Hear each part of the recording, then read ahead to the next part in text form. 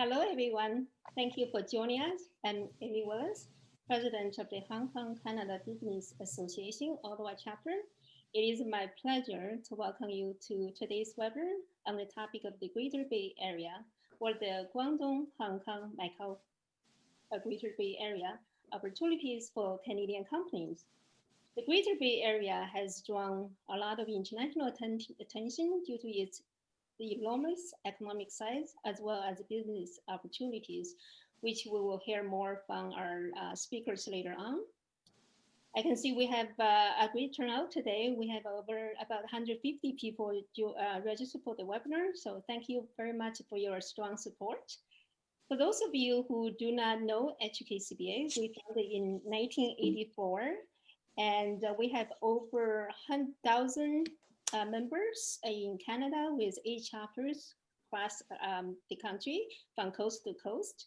We're also a member of the Federation of Hong Kong Business Associations worldwide with a network of over 13,000 members from 30 plus countries.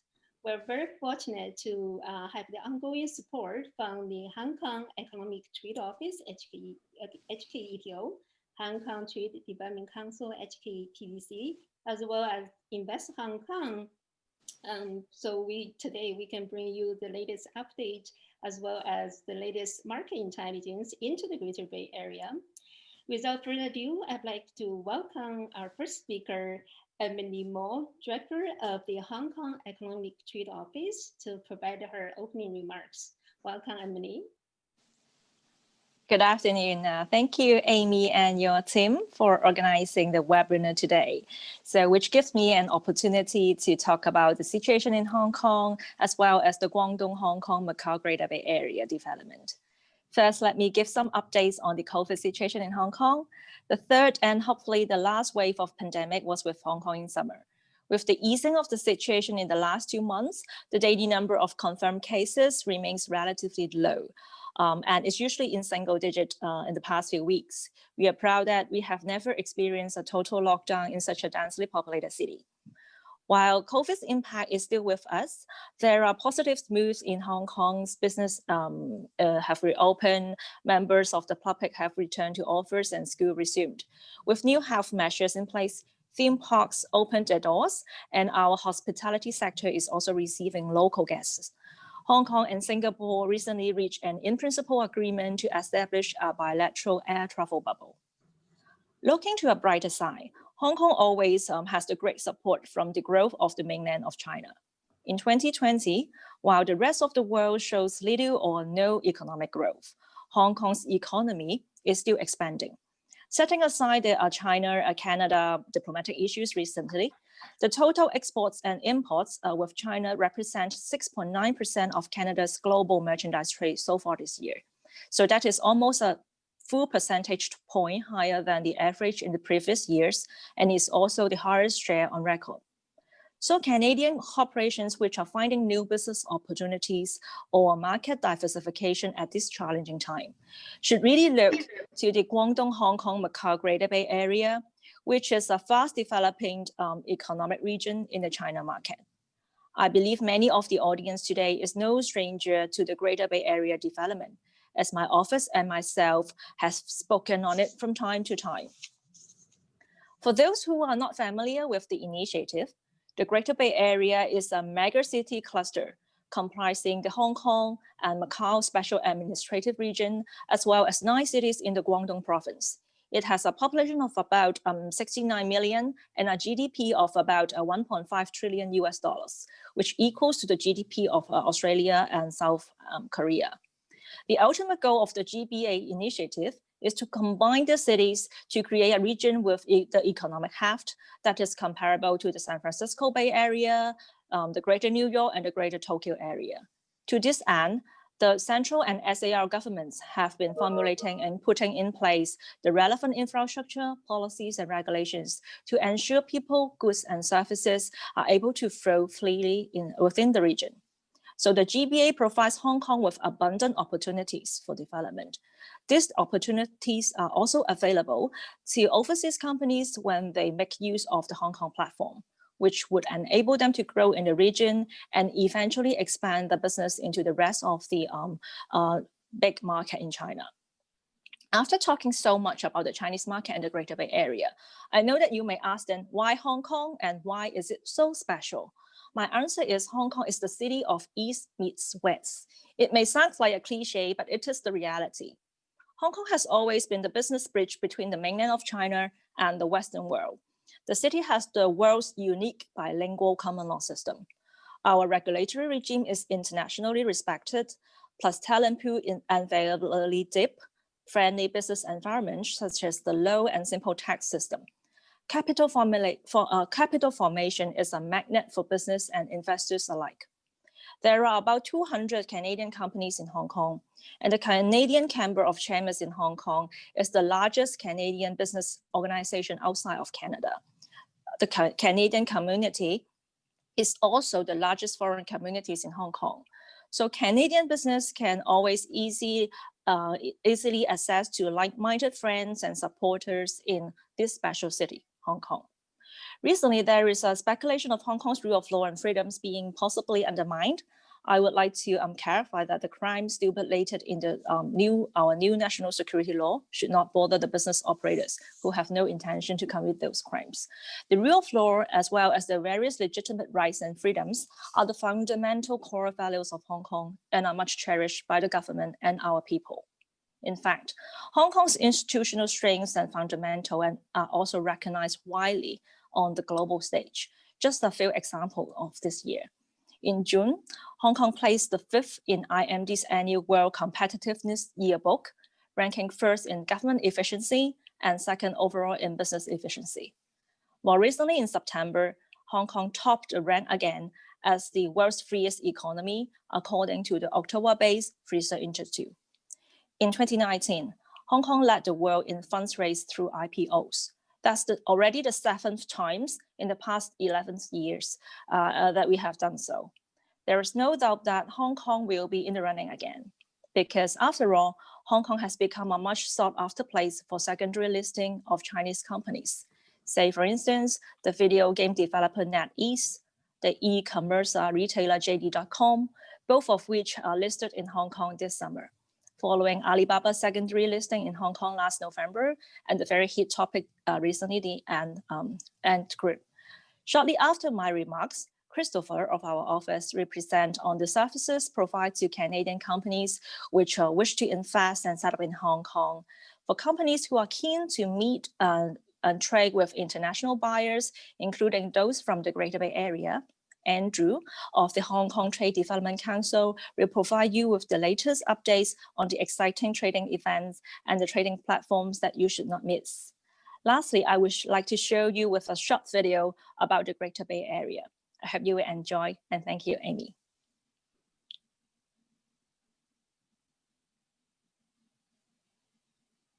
This is a new era of opportunities. The broader your vision, the greater your success. The Guangdong-Hong Kong-Macao Greater Bay Area, Hong Kong, Macau, and 9 cities of Guangdong Province are building an international economic, cultural, and living hub that will bring you new opportunities. Major cross-boundary infrastructure is strengthening connectivity in the area, so seize the opportunities. Visit bayarea.gov.hk for details. Thank you, Emily. That always nice to hear your opening remarks, and that video is certainly inspirational and made me wanting to know more about the opportunities, which that brings to our next speaker, Christopher Chen with Invest Hong Kong. Chris will cover details about opportunities as well as what Invest Hong Kong has to offer to assist Canadian companies to expand to Hong Kong or using Hong Kong as a inroad to the Greater Bay Area. Over to you, Chris. Thanks, Amy, and thank you, Emily. Greetings. My name is Christopher Chen. I'm head of the Invest HK presence here for Canada, based out of the Hong Kong Economic Trade Office in Toronto. We are responsible for foreign direct investment. That basically means helping grandfather Canadian companies into Hong Kong to grow their business there and create a foothold in reaching the Greater Bay Area in the Asian markets. I would like to share with you a presentation of the opportunities that are available to Canadian companies upon entering Hong Kong. And I apologize in advance that a lot of the territory I'm about to cover was already touched upon by Emily, so please bear that in mind. I hope not to be repetitive. So the reason for Hong Kong, leveraging its bench strengths, and I like to use that as a title because actually Hong Kong in the 21st century is leveraging a lot of the fundamentals that Hong Kong actually built in the 20th century. I actually have walk into this with the assumption that many of you already have a fairly strong understanding of what Hong Kong is or what it stands for. For those of you who are relatively new to this, I just want to reemphasize that Hong Kong is one of the top capital markets in the world. It is one of the world's best financial systems. It is ranked amongst the top 3 financial capitals and investment centers of the world alongside New York City and London. It is the #1 Asian financial center. It is the leading investment hub for FDI inflows for Asia. It is one of the world's easiest places to do business. It takes a grand total of 1.5 days to actually start a business in Hong Kong. It is one of the best countries and easiest places, both from a government perspective, because the lingua franca is not just Chinese, it is also English, but also the efficiency of actually creating a business brought to you by InvestHK is what helps us put us there. In terms of tax regimes, it is one of the world's lowest tax jurisdictions, on average of about 15%, both from a corporate and from personal income tax level.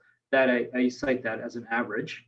It is a country ruled by law, British Commonwealth law, the basic law, both for personal law as well as for corporate law. It is Asia's best trade dispute resolution center. In other words, any businesses that choose to set up in Hong Kong and they choose to do business in, say, other jurisdictions, if they ever get into trouble with a partner or a customer who reneges on a contract, these companies who have an entity in Hong Kong can go back to a Hong Kong court of law, get the trade dispute ruled in their favor, and the other jurisdictions will abide by the Hong Kong court ruling.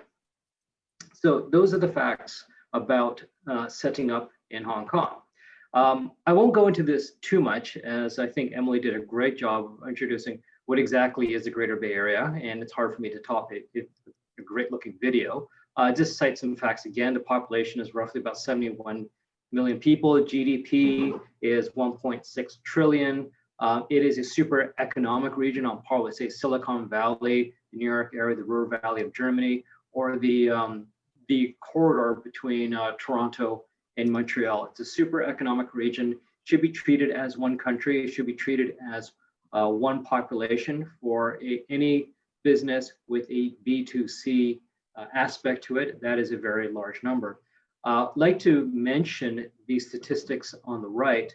A lot of this is being fueled by a high concentration of high net worth families in the Greater Bay Area, 17,000, 1/5 of Greater China. Basically, I like to cite this number because Hong Kong is strongly based on the financial services industry, and that financial services industry has to come from somewhere. And one source of that, of the assets, actually comes from the high net worth families.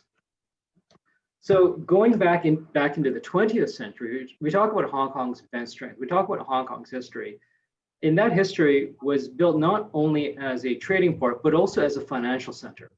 And this role as a major financial center is actually what's spearheading the growth in the 21st century. Hong Kong is a leading capital market. Emily already mentioned it's the first IPO fundraising center in the world. It is the largest offshore renminbi business hub. What that effectively means is that all renminbi, 70% of all renminbi going from China to the outside world gets funneled through Hong Kong.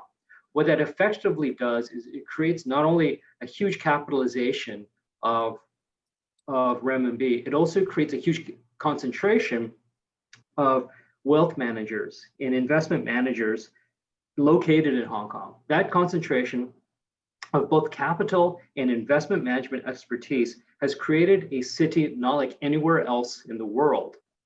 Hong Kong is a premier international banking center. You're looking at 163 licensed banks. That's about roughly 3 to 4 times the amount of Canada, if you think about it. And if you compare the populations, that is a very sharp distinction.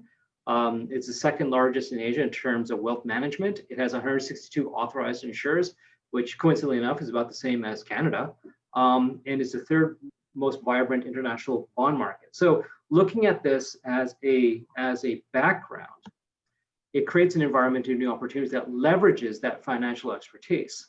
And those new opportunities actually exist in what we consider the strategic initiatives of Hong Kong. And the strategic initiatives of Hong Kong manifested in something called the Innovation and Technology Commission, a bureau of the Hong Kong government that specifically tasked with investing in maturing, incubating, and accelerating companies in innovation and technology. However, the Hong Kong government is a government. It is not an asset manager. It's not an investment manager. So the Innovation and Technology Fund, which is worth about 13 billion US, serves as a government venture capital public pot that is meant to be dispersed to upcoming innovative technology funds in specific fields such as fintech, logistics technology, biotech, life sciences, artificial intelligence, quantum computing. Fintech probably does see the bulk of the attention, and that's simply because Hong Kong, as a major financial center, the most lowest hanging fruit when it comes to investments is the merger of financial services and technology, i.e. fintech. But as I said, Hong Kong government is a government. It's not an asset manager. In it itself, it doesn't serve a venture capital role. So that role is actually parsed out to specific government agencies, given the remit to disperse funds to up and coming companies. InvestHK Start Me Up division happens to be one of those agencies. Hong Kong Monetary Authority, the SFC, the Securities Futures Commission, the Insurance Authority, technology campuses such as Cyberport and the Hong Kong Science and Technology Park, all serve as agents of disbursement for the Innovation and Technology Fund. These efforts have actually created a strong pipeline of investments. Over the last 6 years, there have been over 3,000 startups. As of 2020, there are about 3,500 startups. And if you look at the chart on the right, this has actually led to a hiring of over 12,500 employees. As a government agency, this is actually a benchmark that actually makes us feel good. Because we are an agent of the government, our role is to help spur the Hong Kong economy. In other words, we want to develop jobs. And actually, the hiring of 12,500 people amongst these startups is actually an encouraging thing to see. By 2019, and this is actually a little bit out of date, there's now 30. There are actually 30 unicorns in the Greater Bay Area. And a unicorn refers to any startup with at least $1 billion valuation. The reason for this, again, is the chart on the right, and I realize I keep saying that. Mainland China, funding from mainland China is actually fueling these. Because of the private equity found in Hong Kong through all that renminbi being funneled through Hong Kong, these investors have found a variety of investment vehicles to focus their attention on. So basically, the concentration of capital and investment managers found in Hong Kong, paired with the government initiatives to create startups, and we use startup as a loose word. Startup can be an established company in Canada, but when you're entering Hong Kong, you're only, say, an office of 5 people. You qualify as a startup. This pairing of government initiatives with private equity has led to quite a number of unicorns coming from the Greater Bay Area. I just wanted to show what the government funding schemes could look like. This pretty much applies to fintech and life science companies.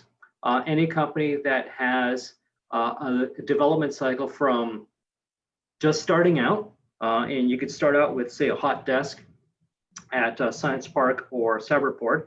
You can have a hot desk at WeWork. I mean, it still qualifies, all the way to using Hong Kong as a hub for Asian expansion.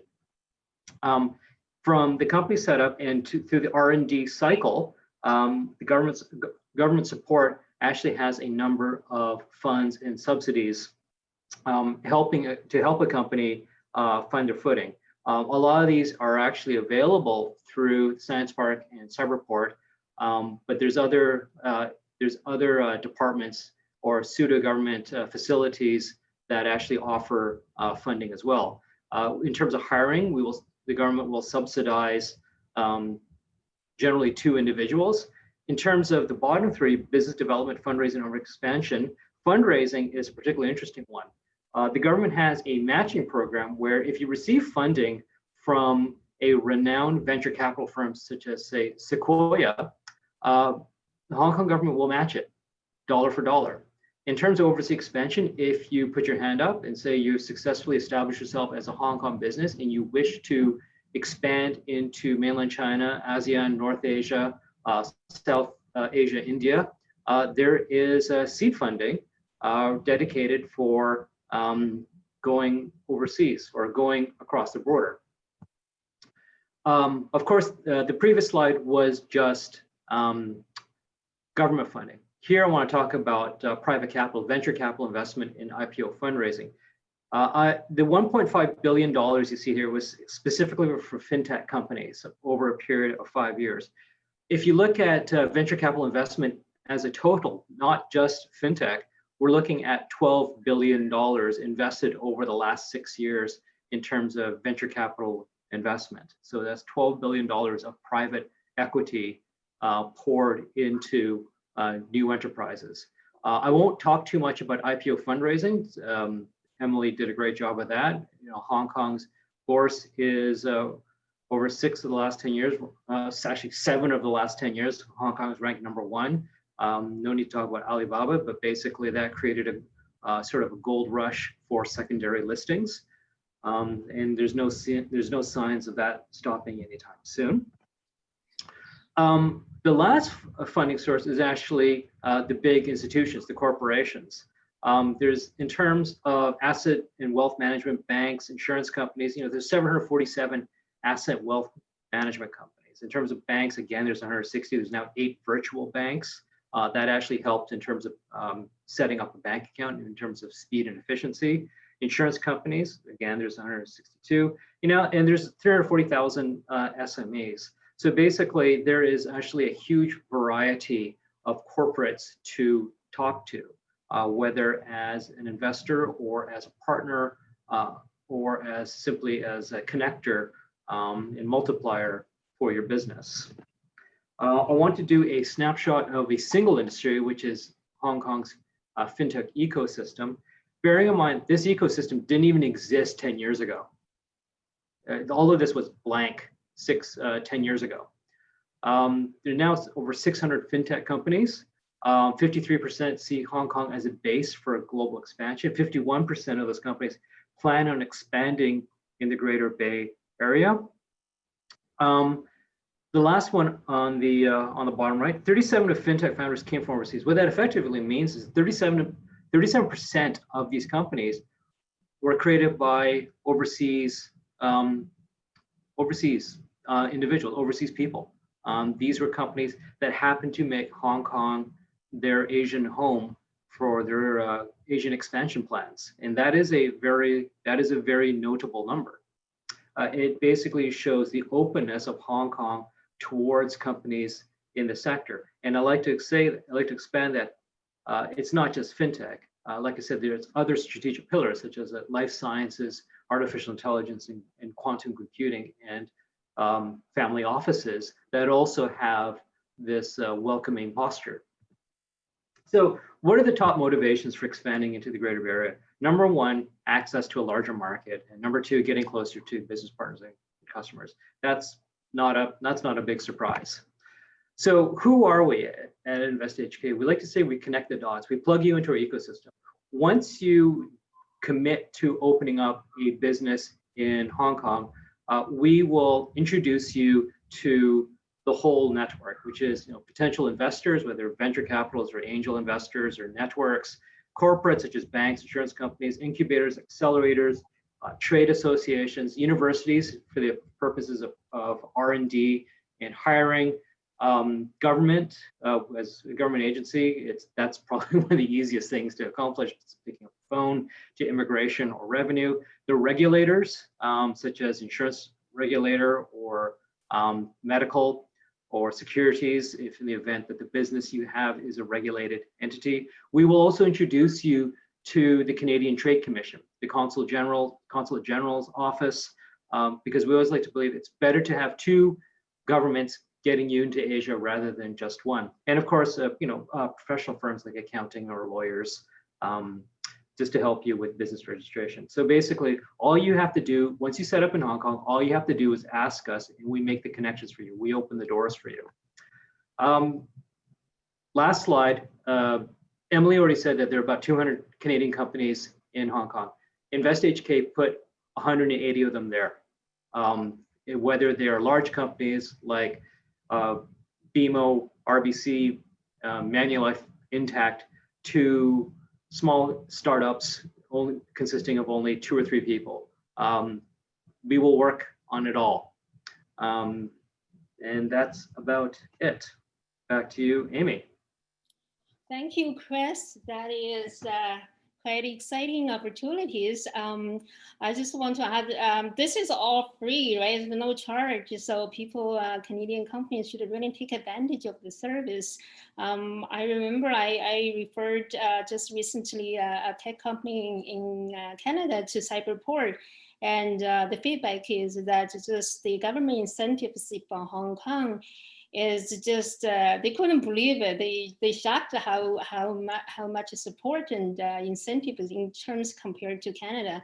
So it's a pretty generous incentive program there, and the service, as I mentioned, is free. So I think that's another great reason why Canadian companies should leverage Hong Kong as a gateway to seize opportunities into the Greater Bay Area.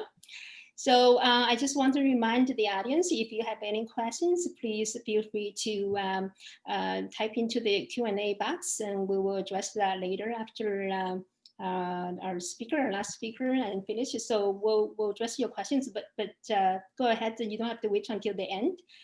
So let me now introduce our last speaker, Andrew Ray, Director of the Hong Kong Trade Development Council, or HKTBC.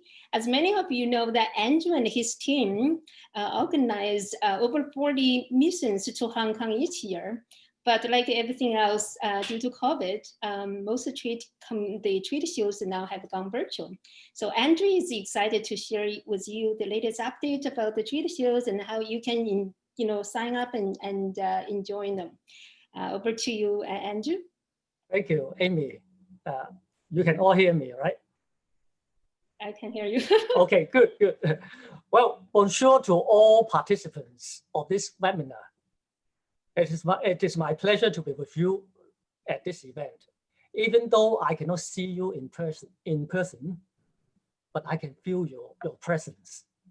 It's close to Halloween time, so I can play this spooky joke with you. But I can also feel your enthusiasm about opportunities in the Greater Bay Area. The fact that we are able to gather together this way today has exemplified that we can beat the COVID barrier and continue with our business activities. So my message today is to share with you the invitation to you to expand your online activities from Canada to the Hong Kong platform. Together with the Hong Kong family in Canada, you can think Greater Bay Area, think Hong Kong, and think Asia, think Hong Kong, via the online platform. And please let me elaborate. My organization, the Hong Kong Trade Development Council, HKTDC, is Hong Kong's semi-government trade promotion agency. We facilitate companies from around the world to conduct more international trade through the Hong Kong platform. We don't just promote exports, we also promote imports.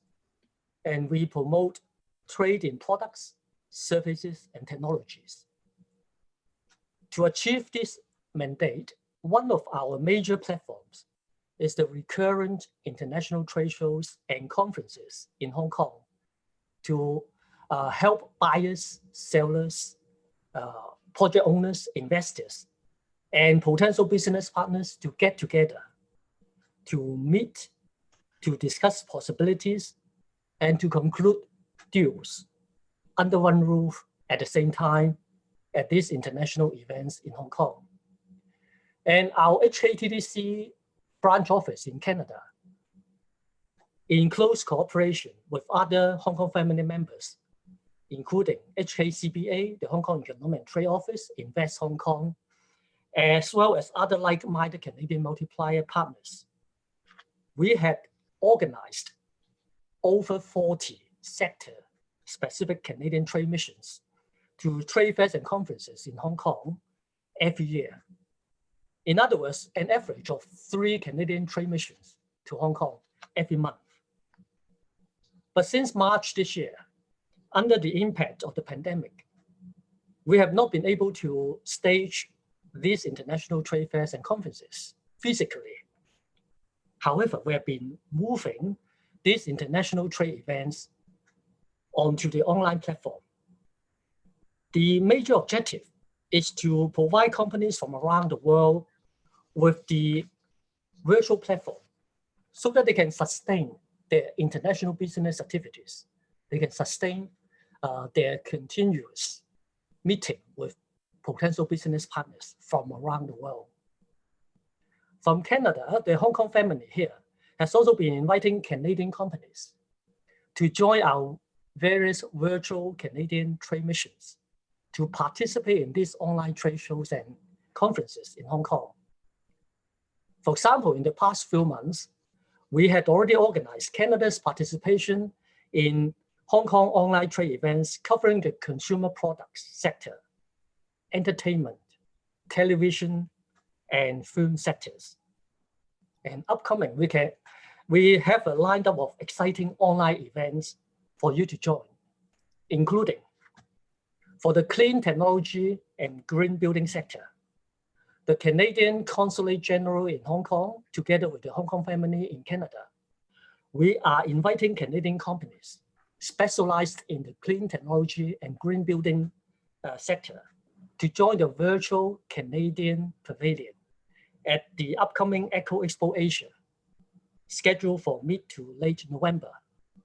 This is to help Canadian companies to continue to showcase what they have to offer to the world and find business partners, in particular in Asia and the Greater Bay Area. For Canadian importers of consumer products, we invite them to join our virtual buying missions to the Autumn Sourcing Fair online, also scheduled for mid to late November. For the transportation and logistics sector, and all those companies who use logistics services, we invite them to join our Canadian Virtual Logistics Mission to the upcoming Asian Logistics, Maritime, and Aviation Conference, scheduled for November 17 to 18. And if you're interested in getting the latest insights on the Belt and Road Initiative, including the opportunities offered by the Greater Bay Area, and find out who are the stakeholders and the players, we invite you to join our Canadian virtual mission to the Belt and Road Summit, scheduled for November 30th to December the 1st. In the past 2 days, I've started recruiting Canadian delegates to join this mission. And like a miracle, we already have 50 Canadian delegates on this mission. And my target is to have 107 Canadian delegates on this mission. So we are halfway to that target. Now, as HKCBA members and prospective members, you should not miss the Team HKCBA virtual delegation to the Hong Kong Forum, scheduled for December the 1st to the 3rd. Our target is 100 Canadian delegates on this Team HKCBA delegation.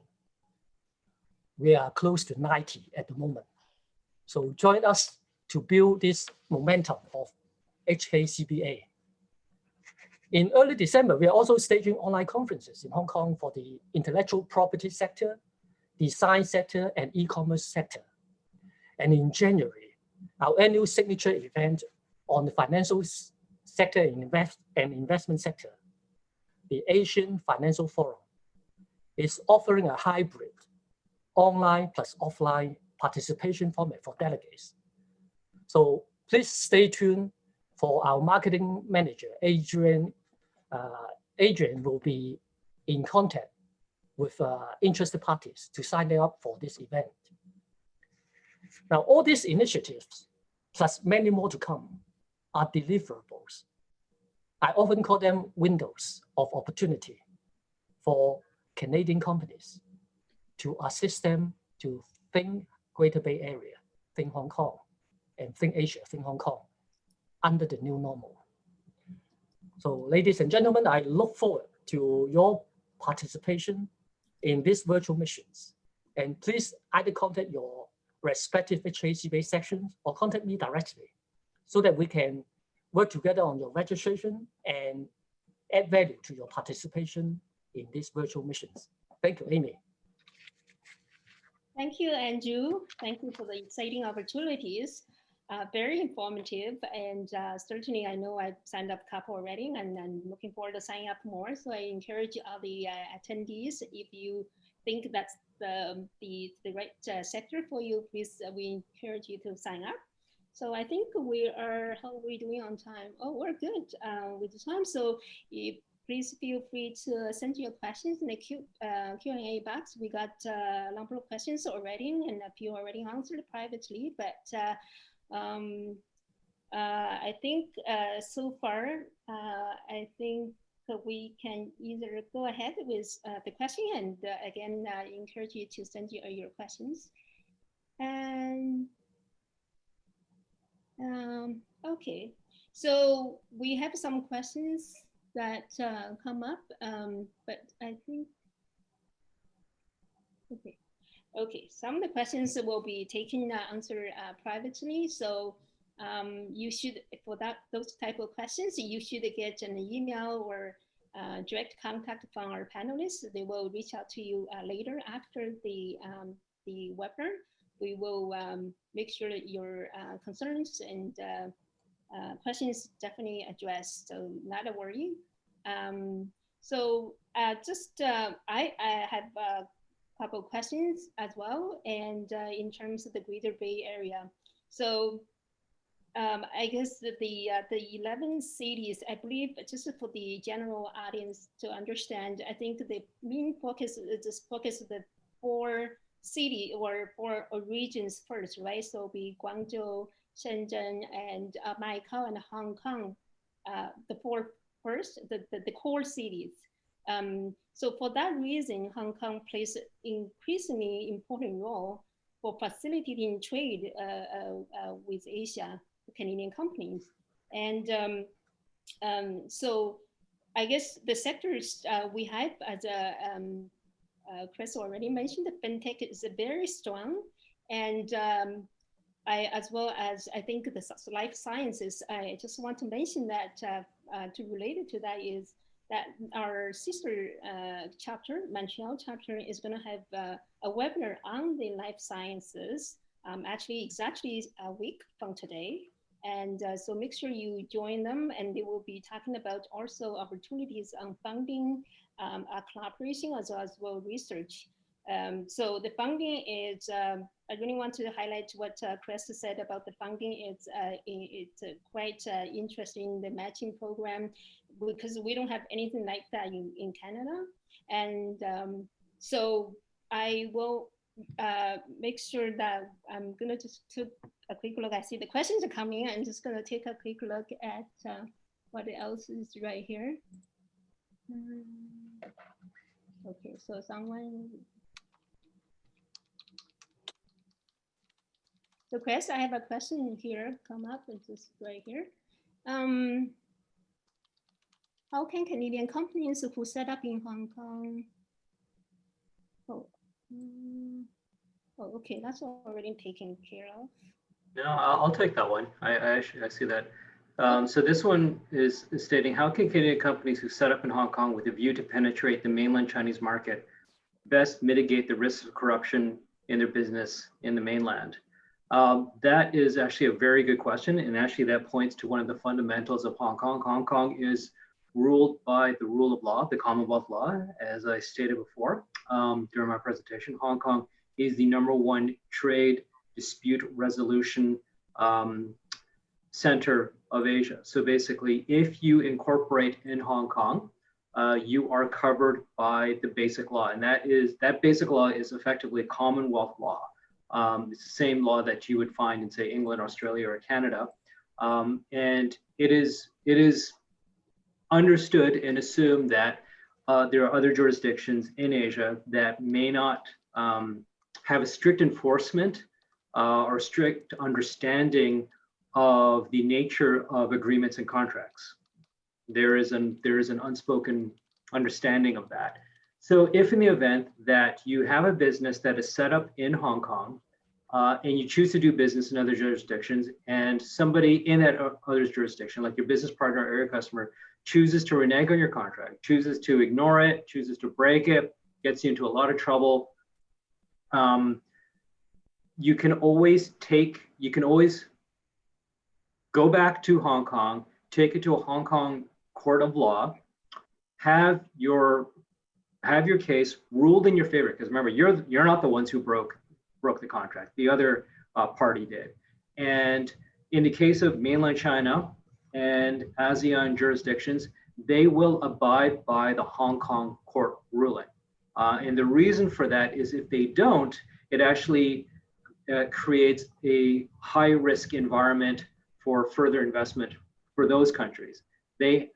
If ruled in Hong Kong to be on your side, those other jurisdictions will abide by that ruling. That's one of the luxuries afforded to companies that incorporate and register in Hong Kong. And truth be told, it is one of the greatest selling points of Hong Kong. Yeah, thank you. Yes, indeed, Hong Kong is the international arbitration center for Asia Pacific. So I think the rule of law is actually trusted by international businesses. It's not just new, something that's been there for 100 years. So so I really hear what you're saying. So, and it's transparency, definitely low level of corruption compared to mainland. We all have done business with the mainland to understand how challenging that is. So thank you very much, Chris, for that. Amy, may I also add something on this particular point?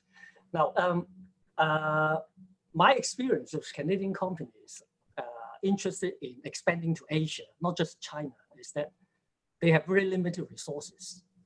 And especially for those who haven't been to Asia, they are afraid of going to new markets with different languages, with different cultures, China and other parts of Asia. In particular, the limited resources, financial-wise and human-wise, it is difficult for them to go all over Asia to all these new markets. So one solution is to find a partner in Asia who can work with them, who speaks their language, not just the English language, but their business language. And that is Hong Kong. In addition to using Invest Hong Kong service to set up in Hong Kong, Canadian companies, in particular SMEs, who are not ready to set up in Hong Kong, they can always find a Hong Kong business partner to explore the business opportunities in the region. That is what we call Think Asia, Think Hong Kong. Thank you. Yeah, very great add-on. And Chris, I just have a question. I just received the question for you. Can you just walk us through as the process? If somebody, if we were to promote, to approach you to help us, can you just give a general process, how long it will take, all that, so that the audience know? Your question is for Chris? Or? For Chris, yeah. Okay. Sorry, can you say? Sorry, Chris. I have a question here asking if you can give us a general process how your office can help a company to set up in Hong Kong, just the general process. Sure. Works. Sure. The process is as follows. It starts with usually a conversation with myself or one of the counterparts around the world. We do what's basically a deep dive investigative meeting, identifying what you do, what's your objectives for entering Asia. For example, if you're a financial services company or you're a law firm, one of the first questions I would ask is, what's your goal, what's your strategy, what's your objectives for wanting to enter Hong Kong? It's not that I want to do an interrogation, but basically we find that it actually is it's not just getting your feet wet, it's actually a significant commitment financially, psychologically, to actually want to take on the world's most dynamic region in terms of market potential. So assessing that if the company is actually sincere and prepared to go into Asia, what happens is that I introduce that company to one of the different practice groups of InvestHK. InvestHK is actually divided into many different practice groups, focusing on specific sectors like financial services, fintech, innovation technology, consumer products, tourism, hospitality, retail, consumer. I pair you up with one of those teams in Hong Kong who effectively act as your project managers. And what they do is they effectively handhold you or grandfather you into Hong Kong. Generally, that starts with a scout trip. These days, that's actually a lot harder. It's difficult to do without business travel. So sometimes that now takes a place of trying to identify a partner who can act as a representative director to do the groundwork for you. So basically, it starts with the setup of an office, and that actually means boots on the ground, like actually a representative director, a physical presence, not a mailbox, not something that actually just identifies you as, say, a tax haven. Once you are set up, and that is a fairly quick process. The exemption of that, if you are a licensed entity, for example, if you are in the food handling business, or you're in the securities business, or you're a medical company wherein you would need a license, it's fairly quick. Once you've set up, then you can make requests to us saying, I want to meet potential investors, I want to meet these banks, I want to meet this trade association, I want to meet the mainland Chinese authorities, I want to meet the Japanese authorities, I want to meet the Singaporean authorities, I want to meet a network of potential customers, I want to meet corporates such as Taobao or Alibaba. Make that request to us and we will endeavor to make that happen. Generally, if the request makes logical business sense, you justify that in your own strategy, and it's also justified that the potential third party has a reason of being there, we make that happen. It's easy to say that it's not challenging to help a company do the initial registration and incorporation. A lot of companies do that. But the value add that InvestHK does is actually introduces you to potential value partners. It's the networking capabilities that we provide to you upon your request. And we do that for free. That is the value add. We open the doors for you. We shave off significant amount of time and effort from you, Canadian businesses, to actually making your businesses fly in Asia. Thank you, Chris. That is very informative. I know that's a lot of hands-on support, and that's exactly what you want to have, right? Because it's so you want to mitigate your risk when you go overseas, and all of that is important. Thank you so much. So it's about kind of like one-stop shop kind of thing. So you get all the support you need to get you connected, get to the trade commission services of government agencies. If you need a license, the Investor Hong Kong will get you connected to the authorities, get your licenses. That all is great. So we have a lot more questions coming. Let me see if I just get this question out there. There's a question I'd like to address, and that is identifying portals for investment for the Canadian natural resource sector. I'd like to take that one, and I think Andrew could probably, I think Andrew also has an answer for that. Okay. But I'd like to just touch on that.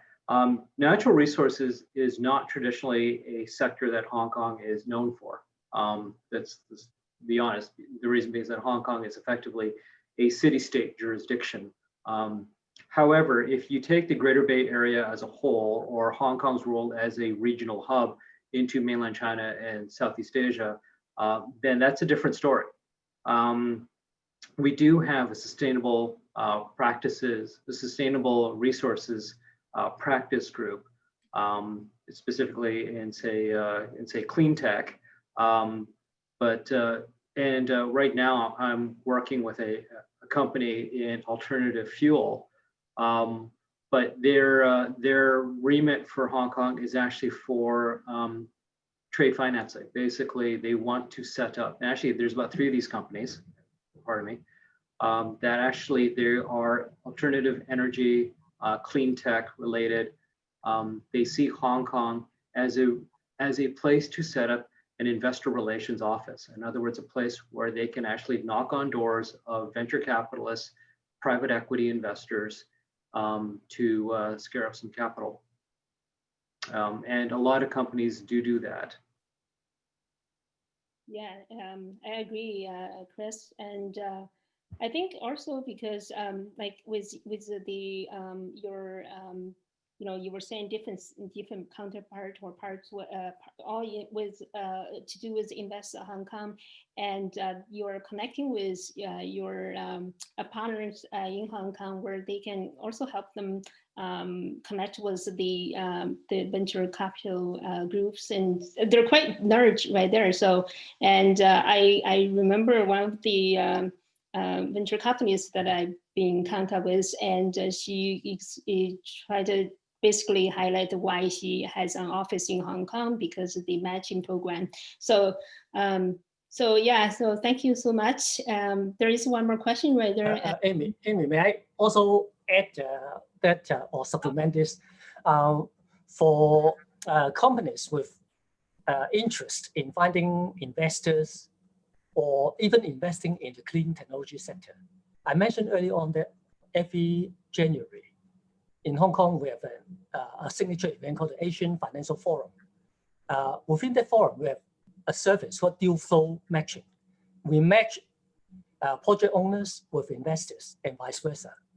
So that is a possibility for interested companies to leverage these windows of opportunity to explore the market there.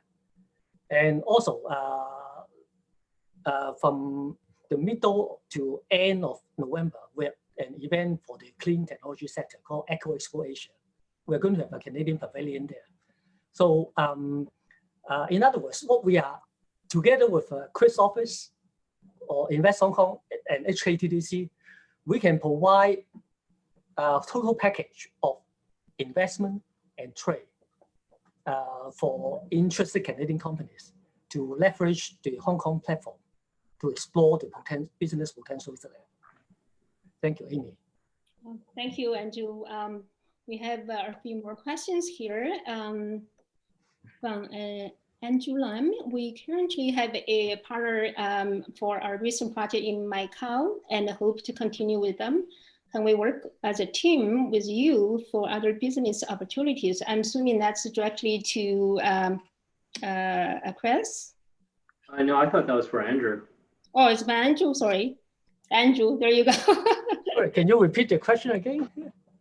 We currently have a partner for a recent project in Macau and hope to continue with them. Can we work as a team with you for other business opportunities?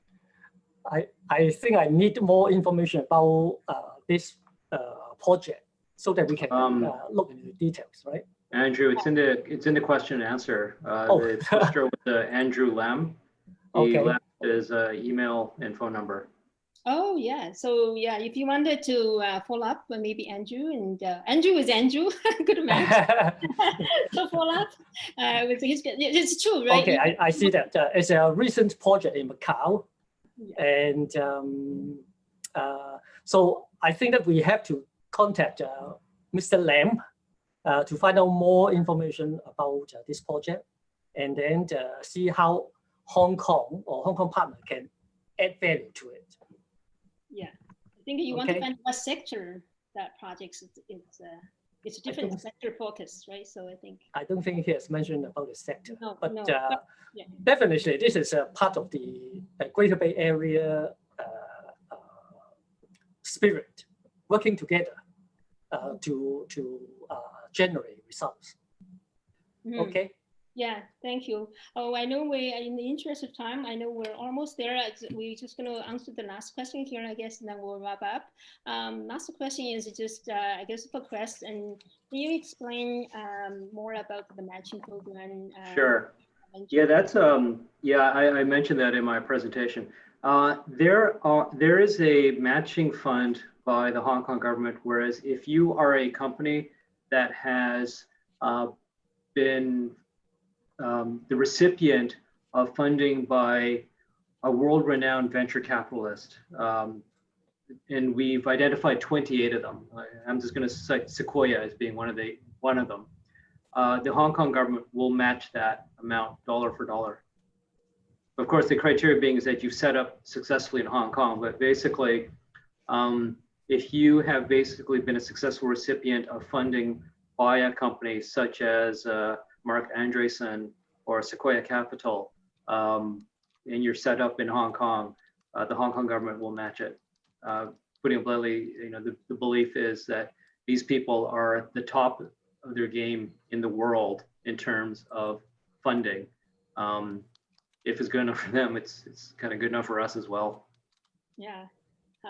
Well said, Chris. Certainly, I don't think we have anything close to that in Canada.